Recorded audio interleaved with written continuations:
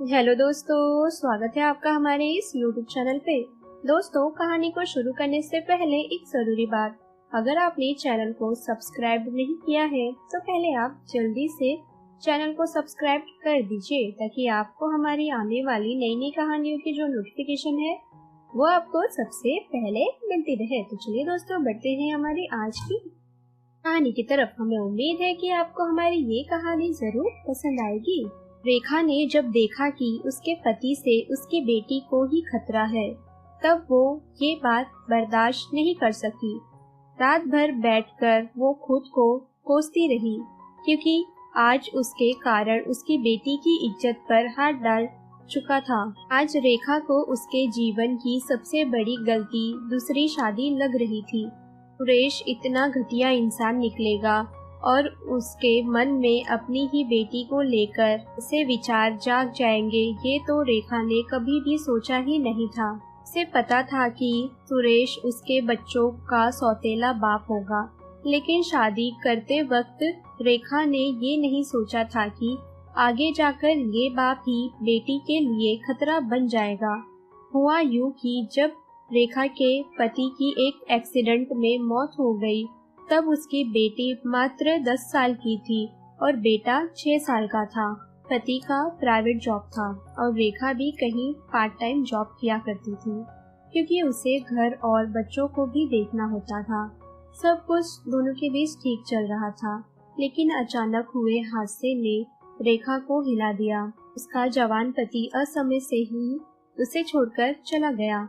अब रेखा के पास पति के जाने का गम मनाने का भी वक्त नहीं था, क्योंकि उसके सामने उसके बच्चे छोटे थे और पैसों की बहुत ज्यादा दिक्कत थी।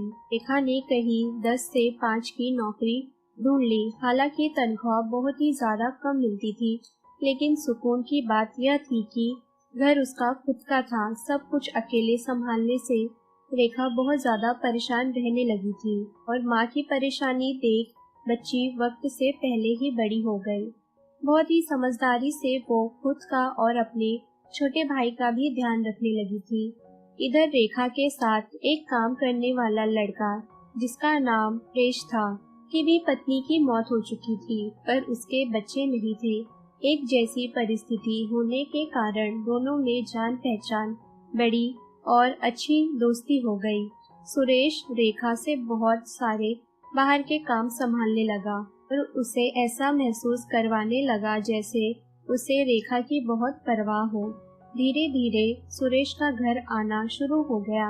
अब वो रेखा के बच्चों के साथ भी घुल मिल गया था और बच्चों को भी ऐसा लगने लगा था कि जैसे उन्हें एक सहारा मिल गया हो। देखते ही देखते रेखा के पति को गुजरे 1.5 साल हो चुके थे। इस 1.5 साल में ऐसा कई बार हुआ था कि जब रेखा बहुत ज्यादा दुखी और परेशान रहा करती थी, क्योंकि उसके ऊपर दोनों छोटे बच्चों की जिम्मेदारियां थी। उसने सिर्फ अपने पति के जाने का दुख ही नहीं, बल्कि जीवन की हर परिस्थिति को अकेले संभालने का दुख भी झेला था। रेखा की तनख्वाह भी बहुत कम थी, इसलिए हर तरफ तालमेल बिठाते बिठाते वो बहुत थक चुकी थी। उसका कोई सहारा भी नहीं था। एक दिन मौका देखकर सुरेश ने रेखा के सामने शादी का प्रस्ताव रख दिया। पहले तो रेखा नहीं मानी, पर हालातों से विवश होकर वो सोचने पर मजबूर हो गई। और फिर उसे सुरेश के साथ बहुत अच्छा भी महसूस होता था कि सुरेश उसका हमेशा साथ देता था, इसलिए उसने शादी के लिए भी हाँ कर दी। शादी के लिए हाँ करने की एक वजह ये भी थी कि सुरेश रेखा के बच्चों को अपने ही बच्चों की तरह रखता था और प्यार देता था। इसलिए रेखा को लगा कि बच्चों को एक माँ के साथ साथ बाप के सहारे की भी जरूरत होती है। बहुत ही सादगी से रेखा ने शादी कर ली और अपने घर को किराए पर देकर सुरेश के घर पर वह रहने के लिए चली गई। देखते ही देखते 5 साल सुख से बीत गए थे। अब उसकी छोटी बेटी भी 17 साल की हो गई थी। इस उम्र में तो लड़कियां बेहद खूबसूरत लगती है और ये ऐसा पड़ाव होता है जिसमें बच्चियां अचानक से बड़ी लगने लगती है। कि बेटी भी अब बड़ी हो चुकी थी। सुरेश, जो कि उसका सौतेला बाप था, उसे असल में रेखा के बच्चों से कोई खास लगाव था ही नहीं। उसके मन में हमेशा से ये बात थी कि ये बच्चे उसके नहीं हैं, बल्कि सौतेले हैं। इसलिए जब रेखा की बेटी बड़ी हुई तब सुरेश की उस पर गंदी नजर रहने लगी थी। बेटी जब घर में आराम से इधर उधर उछल कूद कर रही होती थी तब सुरेश उसे गंदी नीयत से देखता रहता। आज तक उसके दिमाग में बेटी को लेकर ऐसे विचार कभी नहीं आए थे, पर अब अचानक से जब बेटी बड़ी लगने लगी तब सुरेश की भी नीयत खराब हो गई थी। बेटी बेहद खूबसूरत भी लगती थी और सुरेश के मन में तो वैसे भी उसके लिए बेटी वाले कोई विचार ही नहीं थे। इसलिए ये खूबसूरत बेटी उसे सिर्फ एक जवान लड़की लगती थी। उसने कभी उसे बेटी माना ही नहीं था। एक दिन रात में जब रेखा सो गई तब सुरेश बेटी के कमरे में चला गया। थोड़ी देर तो उसे देखता रहा और फिर उसके पास जाकर सो गया। बेटी नींद नहीं थी। तब सुरेश धीरे धीरे उसे इधर उधर हाथ लगाने लगा और जैसे ही सुरेश ने कोई गलत हरकत करने की कोशिश की, बेटी की तुरंत आंख खुल गई और वो चीख पड़ी, क्योंकि वो समझदार थी। उसे समझ में आ गया कि सुरेश उसके साथ गलत हरकत करने की कोशिश कर रहा है। भी उसकी आवाज सुनते ही रेखा ने घबराते हुए बेटी से पूछा कि बेटा क्या हुआ। रेखा को अभी भी यह उम्मीद थी कि शायद जो वो सोच रही हो वो गलत हो। इतने में सुरेश ने बात टालने की कोशिश की और कहा कि इसने शायद कोई बुरा सपना देख लिया होगा, इसलिए चीख पड़ी। तुम घबराओ मत, तुम जाकर सो जाओ, मैं इसे सुला दूंगा। इतने में बेटी ने रोते हुए कहा कि नहीं माँ, मुझे इनके पास छोड़कर मत जाओ, ये मुझे अच्छे नहीं लगते, तो मुझे के साथ रहना भी अच्छा नहीं लगता। अब तो रेखा को बहुत बड़ा झटका लगा।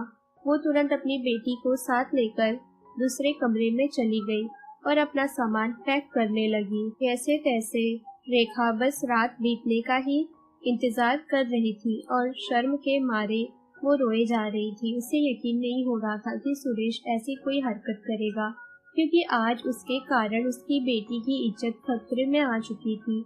उसे यकीन नहीं हो रहा था कि एक बाप अपनी ही बेटी की इज्जत पर हाथ कैसे डाल सकता है, पर वो समझ चुकी थी कि यही फर्क होता है एक सगे और सौतेले बाप में।